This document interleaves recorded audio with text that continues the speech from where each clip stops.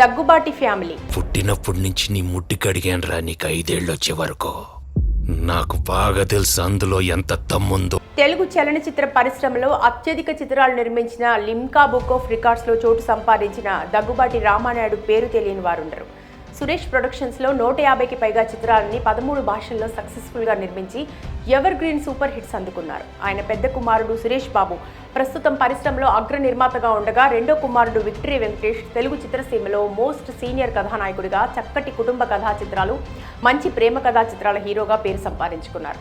ఆయన సినీ నేపథ్యం ఉన్న కుటుంబంలో జన్మించినప్పటికీ కేవలం తన కష్టాన్ని, టాలెంట్ను మాత్రమే నమ్ముకొని అతి తక్కువ కాలంలోనే సక్సెస్ఫుల్ స్టార్ హీరోగా కొనసాగుతూ అభిమానులందరికీ ముద్దుగా వెంకీ మామ అయ్యారు.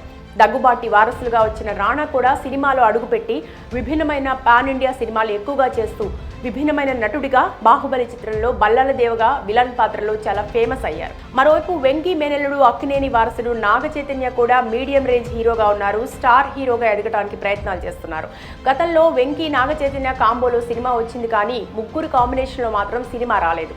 అందుకు తగ్గ బలమైన కథ వస్తే తప్పకుండా చేస్తామని వారు ఎప్పటి నుంచో ప్రకటించారు. తాజాగా దీనికి సంబంధించిన కథ సిద్ధమైనట్టు తెలుస్తోంది. దర్శకుడు తేజ ఈ ముగ్గురికి కథ రాసి వినిపించారని, వారు కూడా కథ నచ్చి ఓకే చెప్పారని తెలుస్తోంది. ప్రస్తుతం రానా, తేజ దర్శకత్వంలో రాక్షసరాజు చిత్రం చేస్తున్నారు. ఇది పూర్తయిన తర్వాత ఈ సినిమా పట్టాలెక్కే అవకాశం కనబడుతోంది. నాగ చైతన్య, చందు మొండేటి దర్శకత్వంలో తండేల్ చేస్తున్నారు. అలాగే అనిల్ రావిపూడి దర్శకత్వంలో వెంకీ ఓ సినిమా చేయబోతున్నారు. ఇవి పూర్తయిన తర్వాత ఈ భారీ మల్టీ స్టారర్ ప్రారంభమవుతుందని చిత్ర వర్గాల నుంచి సమాచారం.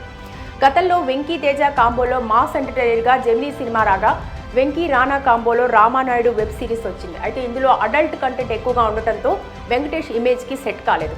అన్ని కుటుంబ కథా చిత్రాలు, క్లీన్ ఫ్యామిలీ చిత్రాలు చేసే వెంకీ కెరీర్పై ఇది ఒక మాయని మచ్చలా పడింది.